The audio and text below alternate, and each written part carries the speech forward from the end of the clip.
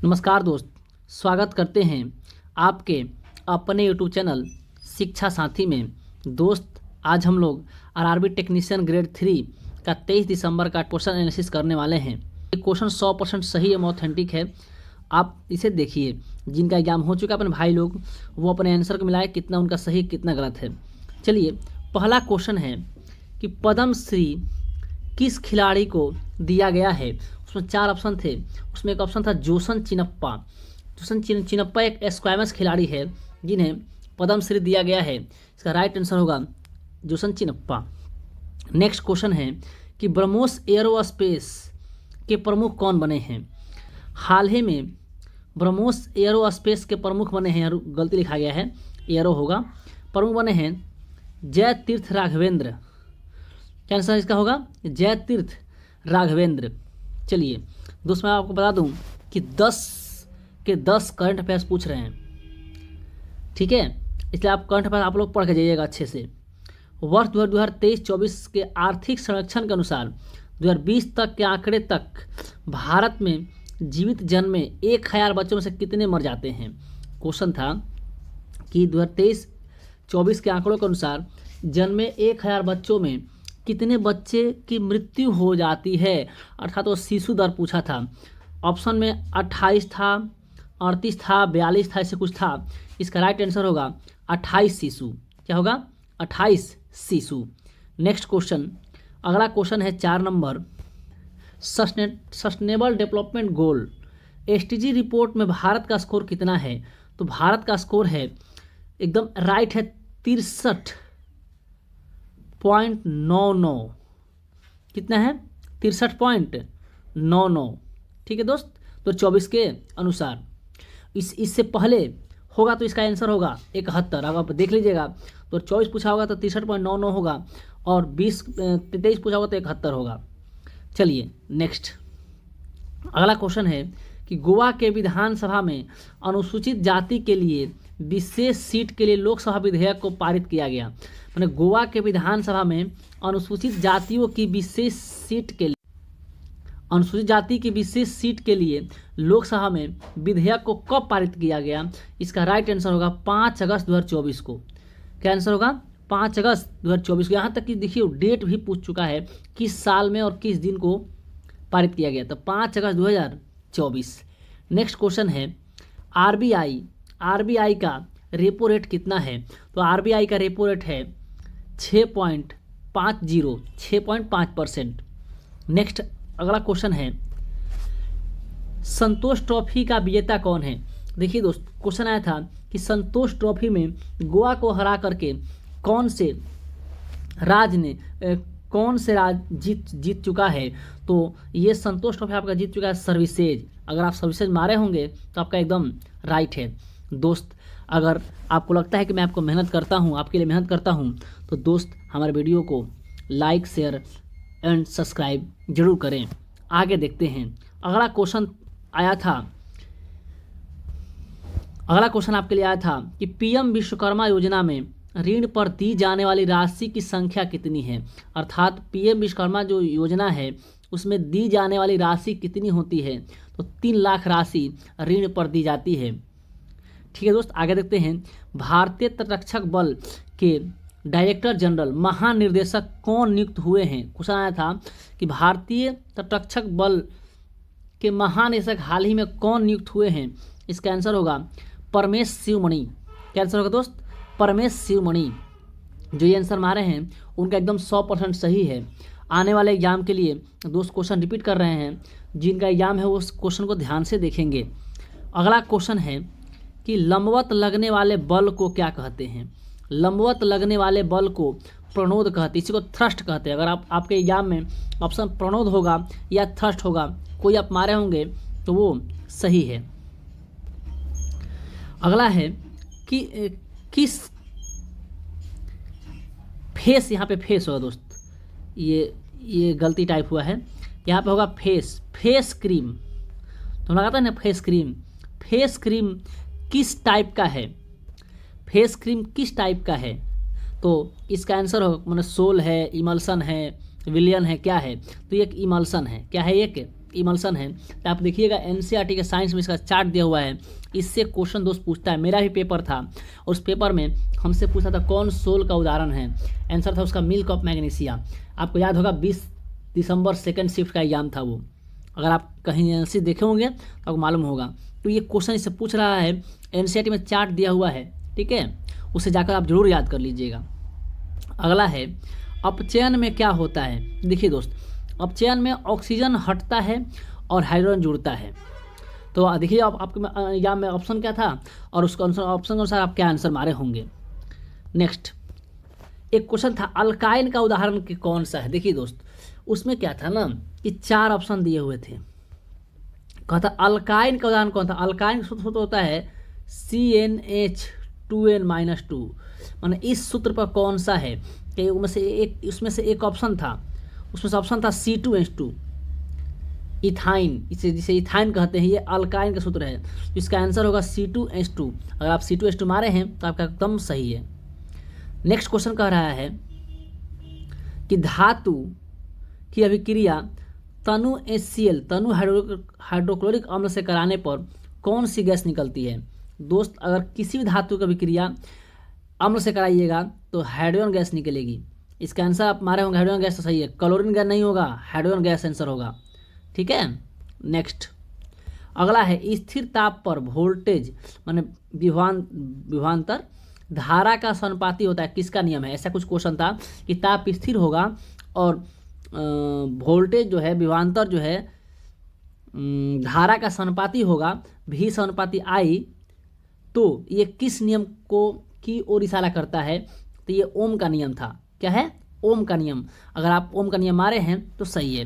अगला क्वेश्चन देखते हैं। देखिए एक आया था, पावर से आया था, V²/R, सूत्र जो पढ़े हैं इससे एक न्यूमेरिकल था, ठीक है।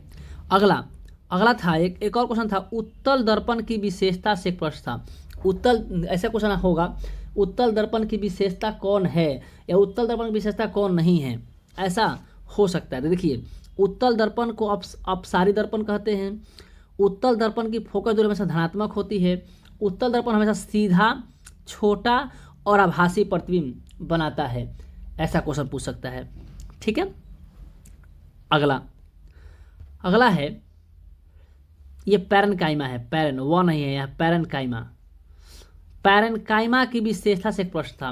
पैरेनकाइमा आपको मालूम है कि पौधे के फूड एवं पैकेजिंग में काम आता है पैरेनकाइमा। कोलोरेनकाइमा लचीलापन में काम आता है और स्क्लेरेनकाइमा पौधे को कठोरता के लिए काम आता है। देखिए, सेकंड शिफ्ट में पूछा था स्क्लेरेनकाइमा के बारे में, फर्स्ट शिफ्ट में पैरेनकाइमा से क्वेश्चन था, तो ये थर्ड शिफ्ट में पैरेनकाइमा से क्वेश्चन है। तो आप ध्यान रखिएगा, पैरेनकाइमा, स्क्लेरेनकाइमा और कोलोरेनकाइमा पढ़ के ही जाइएगा। चलिए नेक्स्ट क्वेश्चन है, माइटोकॉन्ड्रिया और प्लास्टिड में क्या अंतर है। सॉरी, यहाँ समानता होगा दोस्त, यहाँ अंतर नहीं था एग्जाम में था समानता। क्या था? समानता। माइटोकॉन्ड्रिया और प्लास्टिड में क्या समानता है। देखिए, माइटोकॉन्ड्रिया में डीएनए पाया जाता है और प्लास्टिड में भी डीएनए पाया जाता है, तो आपका ये राइट आंसर होगा। देखिए, माइटोकॉन्ड्रिया में डीएनए होता है और प्लास्टिड में डीएनए होता है। इसका आंसर वही होगा जो अभी बताया है, डीएनए समान है उसमें, ठीक है। अगला कह रहा है कि मुंह में और ग्रासनली में कौन सा उत्तक होता है। दोस्त, एक चपटी उत्तक होता है, उपकला उत्तक होता है। चपटी उपकला उत्तक कौन? तो स्क्वैमस एपिथेलियम उत्तक। मुंह में क्या होता है? तो स्क्वैमस एपिथेलियम उत्तक होता है, जो चपटा होता है और परत के अनुसार परत जैसा होता है, ठीक है। तो ऑप्शन में था आपका स्क्वैमस एपिथेलियम उत्तक, तो इसका आंसर होगा स्क्वैमस एपिथेलियम उत्तक।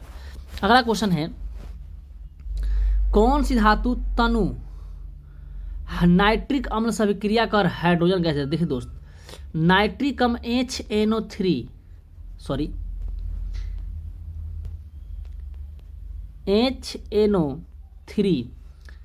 देखिए, कोई भी धातु अम्ल से अभिक्रिया करता है तो हाइड्रोजन गैस देता है, लेकिन नाइट्रिक अम्ल से अभिक्रिया करके हाइड्रोजन गैस नहीं देता है। सिर्फ और सिर्फ 2 धातुएं, एक होता है मैग्नीज, एक है मैग्नीज और एक है मैग्नीशियम। मैग्नीज और मैग्नीशियम ऐसा धातु है जो HNO3 से अभिक्रिया करके हाइड्रोजन गैस देती है। 2 ही धातु है, वरना और कोई धातु हाइड्रोजन गैस इससे अभिक्रिया करके नहीं देती है। तो देखिए दोस्त, क्वेश्चन था कि कौन सी धातु तनु नाइट्रिक अम्ल से अभिक्रिया कर हाइड्रोजन गैस देती है? तो मैग्नीशियम और मैग्नीज, Mg और Mn, Mg और Mn ये दो धातुएं हैं जो HNO3 से अभिक्रिया करके हाइड्रोजन गैस देगी। इसका अगर आप में ऑप्शन में मैग्नीज होगा तो मैग्नीज मारिएगा, मैग्नीशियम हो तो मैग्नीशियम मारिएगा, मैग्नीज होगा तो मैग्नीज मारिएगा, दोनों होगा तो दोनों मारिएगा। अब देख लीजिए आपके एग्जाम में ऑप्शन में क्या था। नेक्स्ट, रक्त को जमाने में मदद करता है, ये क्वेश्चन था। तो इसका आंसर होगा प्लेटलेट। आपके एग्जाम में क्वेश्चन था, इसका आंसर क्या हो जाएगा? प्लेटलेट। अगला है ठोस CO2 से सीधी गैस में बदलने के लिए आवश्यक दाब। देखिए ये नहीं पूछ रहा है ठोस CO2 से सीधे गैस में बदलने की प्रक्रिया ऊर्ध्वपातन, लेकिन उसके लिए आवश्यक दाब कितना था? 1 एटमॉस्फेयर। कितना आवश्यक दाब चाहिए? 1 एटमॉस्फेयर। अगर आप मारे हैं इसका आंसर आपका राइट होगा 1 एटमॉस्फेयर। अगला है मेरिस्टेमेटिक टिश्यू, मेरिस्टेमेटिक ऊतक में कौन, दोस्त यहाँ देख लीजिएगा उपस्थित था कि अनुपस्थित था, कन्फर्म। और इसका आंसर रिक्तिका होगा। इसका आंसर क्या हो जाएगा? रिक्तिका होगा। ठीक है। नेक्स्ट क्वेश्चन है, इसका आंसर अनुपस्थित ही था, अनुपस्थित ही होना चाहिए। हाँ ठीक, अनुपस्थित ही था। मेरिस्टेमेटिक टिश्यू में कौन सा अंग अनुपस्थित होता है, मतलब कौन सा अंग नहीं पाया जाता है? इसका आंसर होगा रिक्तिका। क्या होगा? रिक्तिका। नेक्स्ट क्वेश्चन था कि सूर्य की किरण अवतल दर्पण पर 30 सेंटीमीटर पर अभिसारित होता। देखिए दोस्त, सूर्य की जो किरणें होती हैं वो अवतल दर्पण पर आती है और 30 सेंटीमीटर की दूरी पर अभिसारित होता है। इसका मतलब F यहाँ है, या ये इसका मान 30 है, तो C का मान क्या होगा? 60 हो जाएगा। ठीक है। तो कह रहा है तो समान आकृति की प्रतिबिंब बनाने के लिए वस्तु को कहाँ रखा जाए? तो C पर, और C 30 कितना हो जाएगा? 60। इसका राइट आंसर आपका होगा 60 सेंटीमीटर। नेक्स्ट क्वेश्चन, निलंबन की विशेषता पर एक क्वेश्चन था।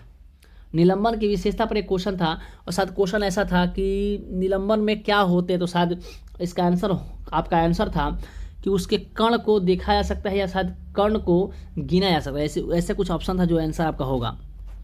नेक्स्ट क्वेश्चन है, प्रकाश के विभिन्न वर्णों के चाल पर मतलब सबसे अधिक कौन विचलन होता है, या सबसे अधिक किसका चाल होता है जब वो प्रिज्म गुजरता है? ऐसा एक क्वेश्चन था। अगला क्वेश्चन था कि चूने पत्थर का अपघटन किस तरह का अपघटन है? अगर कैल्शियम कार्बोनेट चूने पत्थर का जो अपघटन होगा वो कैसा अपघटन है? तो ये एक उष्मीय अपघटन है, क्योंकि तोड़ने के लिए हम लोग उसको उष्मा देते हैं। तो कैसा अपघटन है? उष्मीय अपघटन है। 2 दिसंबर सेकेंड शिफ्ट का पेपर का एनालिसिस करने वाले हैं। अगला क्वेश्चन है, विद्युत चुम्बकीय प्रेरण की खोज किसने की? देखिए दोस्त, क्वेश्चन बच्चे बता रहे 2 तरह के। कोई कह रहा है चुंबकत्व का खोज किसने किया, और कोई कह रहा है विद्युत चुम्बकीय प्रेरण की खोज किसने किया। तो अगर विद्युत चुम्बकीय प्रेरण की खोज पूछा होगा तो आपका आंसर होगा माइकल फैराडे, और चुंबकत्व की खोज पूछा होगा तब विलियम गिलबर्ट हो जाएगा आंसर। जहाँ तक हमें लगता है कि आंसर यही होना चाहिए, विद्युत चुम्बकीय प्रेरण की खोज ही आया था। 2-3 बच्चे ऐसे बताए थे। एक बच्चा बता रहा था चुंबकत्व का खोज किसने किया। तो चुंबकत्व का खोज कहाँ होगा? तो विलियम गिलबर्ट हो जाएगा, लेकिन चुंबकीय प्रेरण की खोज होगा माइकल फैराडे होगा। नेक्स्ट क्वेश्चन आया था, करेंट से क्वेश्चन है, हरियाणा के नए मुख्यमंत्री कौन बने हैं? तो हरियाणा के नए मुख्यमंत्री बने हैं नायाब सिंह सैनी। दोस्त, अब मुख्यमंत्री और राज्यपाल से क्वेश्चन पूछने की बारी उसकी आ गई, स्टार्ट कर दिया है वो। ठीक है। तो आप लोग जितने नए राज्य में मुख्यमंत्री बने हैं उसके मुख्यमंत्रियों और राज्यपाल के नाम याद कर लीजिए। नेक्स्ट करंट से क्वेश्चन ही है, युद्धाभ्यास से क्वेश्चन है कि ऑस्टिन डेक्स एक युद्धाभ्यास है जो द्विपक्षीय युद्धाभ्यास है, ये किनके बीच हुआ था? तो राइट आंसर आपका होगा भारत और ऑस्ट्रेलिया। देखिए AUSIND, तो ऑस्ट्रेलिया, AUS मान ऑस्ट्रेलिया, IND मान इंडिया, ऑस्ट्रेलिया और इंडिया मतलब भारत के बीच हुआ है। नेक्स्ट क्वेश्चन है, एक मनु भाकर से क्वेश्चन था कि मनु भाकर ने ओलंपिक में कौन सी उपलब्धि हासिल की? ऐसे ही कुछ क्वेश्चन था दोस्त। ठीक है, तो देखिए मनु भाकर ने कांस्य पदक जीता है, 10 मीटर एयर राइफल में कांस्य पदक जीता है, और फिर सरबजीत सिंह के साथ मिलकर वो युगल में भी कांस्य पदक जीती है। ठीक है, तो पूछेगा कि मनु भाकर ने कौन सा पदक जीता है, तो कांस्य पदक। या फिर आपसे अगर ये पूछ लेगा, आपसे अगर ये पूछ लेगा कि कितने मीटर राइफल में, 10 मीटर एयर राइफल में कुल कितने पदक जीती है, तो दो पदक जीती है। ध्यान रखिएगा, जो आपके क्वेश्चन में आया होगा आप मिला लीजिए। अगला क्वेश्चन है कि गुर्दे की कार्यात्मक इकाई क्या है। गुर्दे की कार्यात्मक इकाई है नेफ्रॉन, और तंत्रिका तंत्र की कार्यात्मक इकाई है न्यूरॉन। आप कन्फ्यूज मत होइएगा, इसका आंसर ए होगा। न्यूरॉन आप गलती से मार दिए होंगे, अगर मारे होंगे तो इसका आंसर नेफ्रॉन होगा, सही आंसर। अगला क्वेश्चन कह रहा है कि एल कक्ष में इलेक्ट्रॉनों की संख्या कितनी है। एल कक्ष पूछा होगा या तो दूसरा कक्ष पूछा होगा, दूसरा कक्ष बोल दिए चाहे एल कक्ष बोल दिए, बात सेम है। उसमें इलेक्ट्रॉनों की संख्या होता है 8, KLMN, 2n² सूत्र होता है। n का मतलब अगर l यहाँ 2 पे है तो n की जगह 2 रखिएगा, 2 का स्क्वायर, 2 × 2 का स्क्वायर 8 हो जाएगा। इसका आंसर 8 होगा। नेक्स्ट क्वेश्चन कह रहा है पौधे अपना भोजन किस रूप में संग्रहित करते हैं, तो स्टार्च के रूप में। इसका राइट आंसर आप लगाए होंगे स्टार्च, तो आपका राइट एकदम सही है। नेक्स्ट, किसी वस्तु को विस्थापित करने के लिए किस प्रकार की बल की आवश्यकता होती है। अगर किसी वस्तु का विस्थापित कीजिएगा तो उसमें किस प्रकार की बल की आवश्यकता होती है। दोस्त अगर ये क्वेश्चन आया हुआ तो आप कमेंट बॉक्स में पुष्टि कर दीजिएगा। इसका आंसर होना चाहिए असंतुलित बल। क्या होना चाहिए? असंतुलित बल। अगला क्वेश्चन करंट से ही था।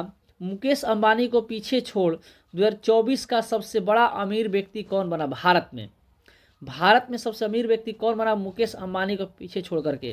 तो विदित है दोस्त, इसका आंसर गौतम अडानी होगा। पूरा 7 पैसे का अधिकार है, तो इसका आंसर आप राइट लगाए होंगे गौतम अंबानी। अगला क्वेश्चन था कि सीएनजी का फुल फॉर्म। देखिए सीएनजी और एलपीजी एक ही पूछा था, सीएनजी और एलपीजी का फुल फॉर्म क्या होगा। तो सीएनजी का होगा कंप्रेस्ड नेचुरल गैस, और एलपीजी का होगा लिक्विफाइड। ध्यान रखिएगा, ये जो है लिक्विड पेट्रोलियम गैस मत ना होगा, आप मारे तो गलती हो जाएगा, लिक्विफाइड पेट्रोलियम गैस होगा। ठीक है, चलिए अगला क्वेश्चन है साइंस से ही। यदि किसी व्यक्ति का भार पृथ्वी पर 60 न्यूटन है तो चंद्रमा पर भार क्या। देखिए इससे क्वेश्चन था, लेकिन यही क्वेश्चन था, मैं पुष्टि नहीं करता। क्वेश्चन ये भी हो सकता है कि पृथ्वी का भार चंद्रमा के भार का कितना गुना था, या चंद्रमा पर के भार का पृथ्वी का भार कितना गुना, या फिर किसी व्यक्ति का भार पृथ्वी पर 60 kg है तो चंद्रमा पर कितना होगा। देखिए पृथ्वी के भार जितना होगा वो उसका 1/6 चंद्रमा पर भार होगा। ठीक है, जैसे देखिए पृथ्वी भार 60 kg है ना, तो चंद्रमा पर हो जाएगा 60 का 1/6 यानी 10 न्यूटन। अगर 60 न्यूटन यहाँ है तो वहाँ के कितना हो जाएगा 10 न्यूटन। चलिए नेक्स्ट करंट से क्वेश्चन है कि यूनेस्को द्वारा 2024 के अंत तक भारत ने यूनेस्को द्वारा मान्यता कुल कितने विश्व धरोहर हैं। क्वेश्चन था आप में से क्वेश्चन था कि 2024 के अंत में भारत में यूनेस्को द्वारा मान्यता प्राप्त कितने विश्व धरोहर स्थल हैं। तो उसका एक राइट आंसर होगा 43। आप लीजिए क्या मारे हैं। एक और साइंस से क्वेश्चन था कि कोशिका विभाजन को मुख्य रूप से कौन सा हार्मोन प्रेरित करता है। माने कोशिका विभाजन करने में, कोशिका को तोड़ने में कौन सा हार्मोन प्रेरित करता था। साइटोकाइनिन। क्या आंसर होगा दोस्त? साइटोकाइनिन। कोशिका विभाजन में यही काम करता है मुख्य रूप से। ऐसे तो और भी काम करते हैं, ऑक्सीजन भी काम करता है, लेकिन मुख्य रूप से ये काम करता है। जब एक ही पौधे के एक ही फूल में परागण होता, 100 परागण कहलाएगा। जब एक ही पौधे के एक ही फूल में परागण हुआ तो क्या कहलाएगा? 100 परागण कहलाएगा।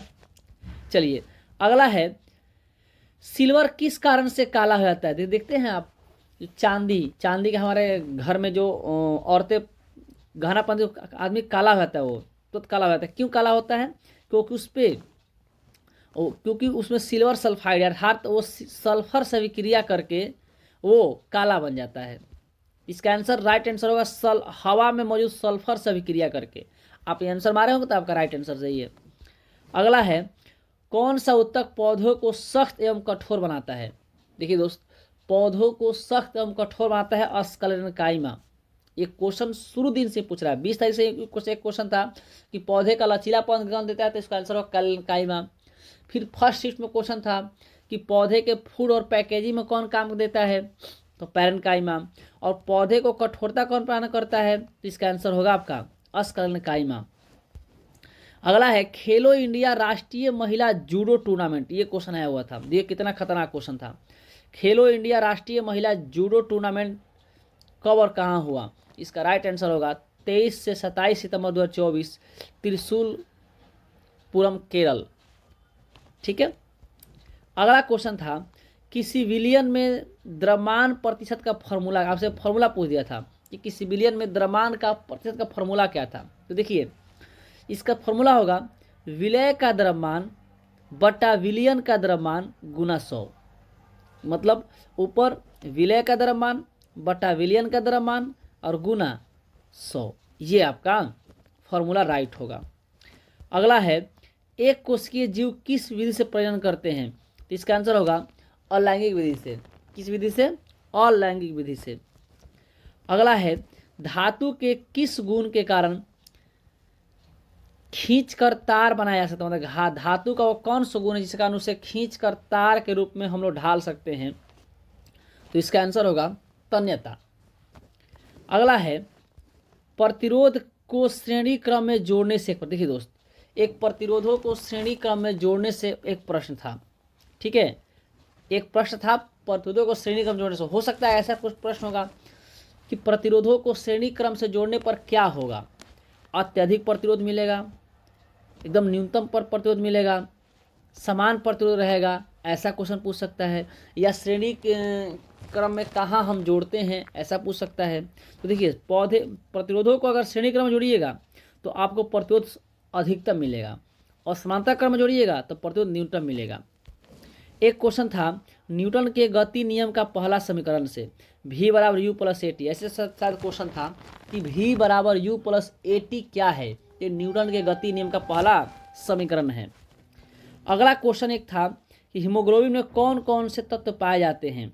शायद ये क्वेश्चन मैं पुष्टि नहीं करता, फिर भी ये क्वेश्चन बच्चों द्वारा बताया गया है तो मैं आपके समक्ष पेश कर दे रहा हूँ। अगला था, देखिए, एक अभिक्रिया दे दिया था और पूछा था ये किससे संबंधित है, माने ये कौन सी अभिक्रिया है? तो ये अभिक्रिया था द्विविस्थापन अभिक्रिया। उसका राइट आंसर था द्विविस्थापन अभिक्रिया। दोस्त, अगर मेरा वीडियो आपको अच्छा लग रहा है और मेरी मेहनत अच्छी लग रही है तो मेरे वीडियो को शेयर कीजिए, लाइक कीजिए एंड सब्सक्राइब कीजिए। टेक्नीशियन ग्रेड 3 का जो फर्स्ट शिफ्ट में क्वेश्चन पूछे गए हैं उसको देखने वाले हैं। आप मिलाइए आपका कितना आंसर सही हो पा रहा है। दोस्त, फर्स्ट क्वेश्चन है, चराई देव मैदान, ये चराई होगा, चराई देव मैदान जो यूनेस्को में शामिल किया गया है किस राज्य में है? दोस्त, इसका आंसर आसाम होगा। अगर आप ऑप्शन में आसाम मारे होंगे तो आपका एकदम राइट है। अगला क्वेश्चन पूछा था कि पैरा ओलंपिक में सबसे कम उम्र का खिलाड़ी जो कुश्ती में पदक जीता है वो कौन है? इसका आंसर होगा अमन सहरावत। क्या आंसर होगा दोस्त? अमन सहरावत। देखिए, अगर पूछेगा सबसे कम उम्र का पैरा ओलंपिक खिलाड़ी था तब तो शीतल देवी होगा, लेकिन आपका अगर क्वेश्चन में कुश्ती दिया होगा तो इसका आंसर होगा अमन सहरावत। चलिए नेक्स्ट क्वेश्चन देखते हैं। प्रोजेक्ट उद्भव किसने चलाया? प्रोजेक्ट उद्भव, देखिए प्रोजेक्ट उद्भव जो है ना, ये भारतीय सेना चलाई है। इसका राइट आंसर होगा भारतीय सेना। एक क्वेश्चन पूछा था दोस्त आपका कि CH3 का IPAC नाम क्या है? इसका आंसर अगर या तो ऑप्शन दिया होगा प्रोपेनॉन या एसीटोन, क्योंकि प्रोपेनॉन इसका IPAC नाम है। सामान्य नाम पूछेगा तो इसे एसीटोन बोलते हैं। तो अगर आप प्रोपेनॉन मारे हैं तो आपका एकदम राइट है। देखिए, एक क्वेश्चन बहुत ही जबरदस्त पूछा हुआ है कि Fe2SO4 का विघटन होने पर कौन सा उत्पाद मिलता है? देखिए, Fe2SO4 का जब विघटन कराइएगा ना तो Fe2O3 plus SO2 plus SO3 मिलता है। कहा था कि इसके विघटन से कौन सा उत्पाद मिलता है? ऑप्शन में Fe3O4 था, तो इसका आंसर होगा Fe3O4। SO2 और SO3 भी बनता है। नेक्स्ट अगला क्वेश्चन था, एक और क्वेश्चन कि ठोस कठोर क्यों होते हैं? इसका आंसर होना चाहिए, इनके अवयवों के बीच आकर्षण बल अधिक होता है। नेक्स्ट क्वेश्चन था किसमें यह मृत होगा, मृत किसमें मृत कोशिका होती है? तो ऑप्शन में या तो अस्क्लेरेंकाइमा होगा या दृढ़ ऊतक होगा, इसी में से कोई एक होगा। पैरेन्काइमा फूड पैकेजिंग में काम आता है, क्लोरेन्काइमा पौधों के लचीलेपन में काम आता है, और अस्क्लेरेंकाइमा जो है दृढ़ ऊतक है, जो पौधे के जो बाहरी परत होता है ना उसमें ये रहता है, या फिर नारियल के छिलके में अस्क्लेरेंकाइमा होता है जो मृत कोशिका इसमें होती है। नेक्स्ट अगला क्वेश्चन है कि जिम्मेक्स युद्ध अभ्यास कहाँ हुआ है? देखिए जो जिम्मेक्स युद्ध अभ्यास होता है ना ये जापान और भारत में होता है, और ये इस बार हुआ 2024 में जापान के योकोसुका में। कहाँ हुआ है? जापान के योकोसुका में। एक और करंट से क्वेश्चन था मेरे दोस्त, MS स्वामीनाथन पुरस्कार किसे दिया गया है? इसका आपका राइट आंसर होगा अनंत दर्शन शंकर। 2024 में अनंत दर्शन शंकर जो चिकित्सा जुड़े थे इन्हें स्वामीनाथन पुरस्कार दिया गया है। अगला क्वेश्चन है कि केंद्रीय बजट 2024-25 किसने पेश किया? तो केंद्रीय बजट कौन पेश करता है? हमारी देश की वित्त मंत्री निर्मला सीतारमण ने पेश किया। देखिए दोस्त, अगर आपको ये मेरा एनालिसिस पसंद आ रहा है तो मेरे चैनल को लाइक करें, शेयर करें और सब्सक्राइब भी करें। चलिए अगला देखते हैं, अणुओं को परमाणुकता के आधार पर वर्गीकृत करना क्या कहलाता है? कहता है मोनो ऑटोमिक। अणुओं को परमाणुकता के आधार पर वर्गीकृत करना कहलाता है मोनो ऑटोमिक। दोस्त मैं एक एक क्वेश्चन कलेक्शन करके राइट क्वेश्चन लाया हूँ। अगर मेरी मेहनत पसंद आ रही है तो मेरे चैनल को सब्सक्राइब कीजिएगा दोस्त। नेक्स्ट है क्वेश्चन है कि गुरुत्व के खिंचाव के कारण नीचे की तरफ तनु और तना यहाँ पर होगा। गुरुत्व के खिंचाव के कारण नीचे की तरफ तना और जड़ों का वृद्धि। अगर देखिए, अगर गुरुत्व के खिंचाव के कारण किसी पौधे में तना और जड़ का नीचे की ओर वृद्धि हो रहा है तो ये कहलाएगा गुरुत्वानुवर्तन। अगर ये वृद्धि ऊपर की तरफ रहता तो प्रकाशानुवर्तन कहलाता। ये अगर आप कंफर्म कर लीजिएगा कि नीचे की ओर पूछा होगा तो गुरुत्वानुवर्तन होगा, अगर ऊपर की ओर होगा तो प्रकाशानुवर्तन होगा। आप देख लीजिएगा कि आपके पेपर में ये क्वेश्चन कैसे दिया हुआ था। चलिए नेक्स्ट है 13 नंबर, निम्नलिखित में कौन अधिक अभिक्रियाशील है? देखिए दोस्त, अगर आप NCERT में देखे होंगे तो अभिक्रियाशीलता का चार्ट दिया हुआ, उसी चार्ट में से क्वेश्चन था। अब आपके ऑप्शन में क्या था आप खुद देख लीजिएगा। देखिए सबसे पहले सबसे अधिक अभिक्रियाशील पोटेशियम है, फिर सोडियम है, फिर कैल्शियम है, फिर मैग्नीशियम है, फिर एल्युमिनियम है। तो शायद आपका ऑप्शन में शायद पोटेशियम था, इसका आंसर पोटेशियम होना चाहिए। अगर पोटेशियम नहीं होगा तो सबसे अधिक अभिक्रियाशील सोडियम हो जाएगा। अगर सोडियम पोटेशियम नहीं होगा तो इसका आंसर कैल्शियम हो जाएगा। अब देख लीजिएगा इसके अनुसार से सबसे अधिक आगे होता है potassium, sodium, calcium, magnesium, aluminium, zinc. चलिए आगे देखते हैं। अगला क्वेश्चन था मानव पाचन तंत्र में पेप्सिन का उत्पादन कहाँ से होता है? तो देखिए पेप्सिन का उत्पादन होता है अमाशय से, और अमाशय को पेट बोलते हैं। तो आपके ऑप्शन में क्या था आप खुद देख लीजिएगा, या तो अगर अमाशय होगा तो अमाशय आंसर होगा, अब पेट होता पेट आंसर होगा। बच्चों कहना है कि ऑप्शन में पेट था तो पेट इसका आंसर होगा। पेप्सिन निकलता है अमाशय से, अमाशय मतलब पेट। एक और क्वेश्चन था कि ट्रिप्सिन का उत्पादन कहाँ से होता है? दोस्त ट्रिप्सिन निकलता है अग्नाशय से, इसका आंसर क्या होगा? अग्नाशय। अगला देखिए, अगला क्वेश्चन था आप में कि अनुच्छेद 1 का संबंध किससे है? तो सबको जानता है भारत राज्यों का संघ है, इससे संबंधित है। अगला है अल्केन्स का कलोरीनीकरण कहलाता है, माने जो अल्केन्स होते हैं उनका जो कलोरीकरण क्या कहलाता है? तो एंटी एडिशन प्रक्रिया कहलाता है। क्वेश्चन आप में था कि एल्केन्स का कलोरीकरण एक ... प्रक्रिया है, उसका आंसर होगा एंटी एडिशन प्रक्रिया। चलिए देखिए ये क्वेश्चन जो है ना आपके NCERT साफ साफ सीधे सीधे उठा ले रहा है। चलिए अगला है तरल अवस्था में कौन सी अधातु मिलती है? इसका आंसर होगा ब्रोमीन। दोस्त शायद ये आपके क्वेश्चन एग्जाम में क्वेश्चन शायद था, मैं इसे कंफर्म नहीं करता, लेकिन क्वेश्चन अगर होगा तो इसका आंसर होगा ब्रोमीन। अधातु होगा तो ब्रोमीन होगा, धातु होगा तो पारा होगा।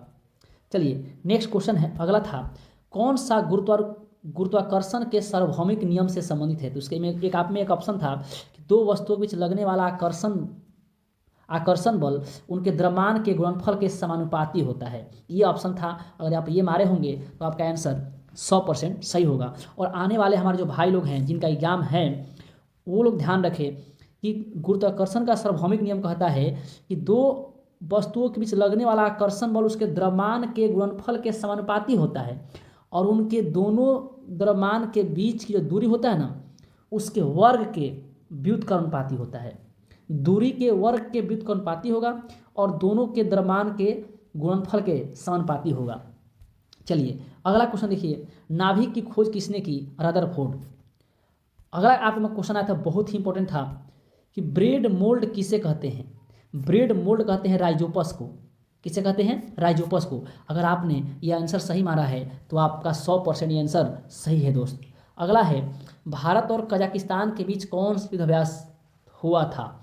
दोस्त अगर आप में एग्जाम आया होगा देख लीजिएगा, हम इस क्वेश्चन को 100% पुष्टि नहीं करते हैं, लेकिन जहाँ तक मुझे लगता है अगर आप में आया होगा तो इसका आंसर होगा काजिंद। काजिंद जो 8वां संस्करण हुआ है भारत और कजाकिस्तान के बीच। अगला क्वेश्चन है, एक वस्तु का काइनेटिक एनर्जी 100 जूल है। देखिए एक क्वेश्चन आता है काइनेटिक एनर्जी से, एक वस्तु का काइनेटिक एनर्जी 100 जूल है और उसका द्रव्यमान 2 kg है, ऐसे कुछ क्वेश्चन था और वेग निकालने को बोल रहा था। तो आप देख लीजिएगा इससे क्वेश्चन था काइनेटिक एनर्जी से। एक को क्वेश्चन दिया था 2, 3, 5 से विभाजित होने वाली संख्याएं क्या हो, उसका आंसर था 2450। एक क्वेश्चन आपका Q बराबर IT पर आया हुआ था। तो आई होप जो भी हमारे दोस्त जिनका आने वाला समय में एग्जाम है वो ध्यान रहे, मैथ और रीजनिंग पूरा लो पूछ रहा है, कोई दिक्कत नहीं। रीजनिंग में कैलेंडर से, क्लॉक से, पासा से सब क्वेश्चन नहीं पूछ रहे हैं, फिगर ला कोई क्वेश्चन नहीं पूछ रहा है। हाँ, कोडिंग डिकोडिंग से बहुत ज़्यादा क्वेश्चन पूछ रहे हैं, ध्यान रहे आपको। वो सीटिंग अरेंजमेंट से क्वेश्चन आ रहे हैं, फिर सजाने वाला क्वेश्चन इससे बड़ा ये है, उससे छोटा ये है, इससे क्वेश्चन आ रहे हैं। और सबसे बड़ा बात, एक से क्वेश्चन आ रहा है कि बहुत सारी संख्याएं दे दे रहे हैं, बहुत सारी संख्या दे दे रहे हैं और कह रहे हैं बाएं से 14वां और दाएं से 5वां जो संख्या उसका योग कितना है। तो ये देख लीजिएगा दोस्त, इससे क्वेश्चन आ रहे हैं। चलिए अगर आपको वीडियो पसंद आया है तो मेरे वीडियो को लाइक कीजिए, शेयर कीजिए, सब्सक्राइब कीजिए और नेक्स्ट शिफ्ट का एनालिसिस का इंतजार कीजिए, एकदम सही से आपको एनालिसिस मिलेगा। जय हिंद।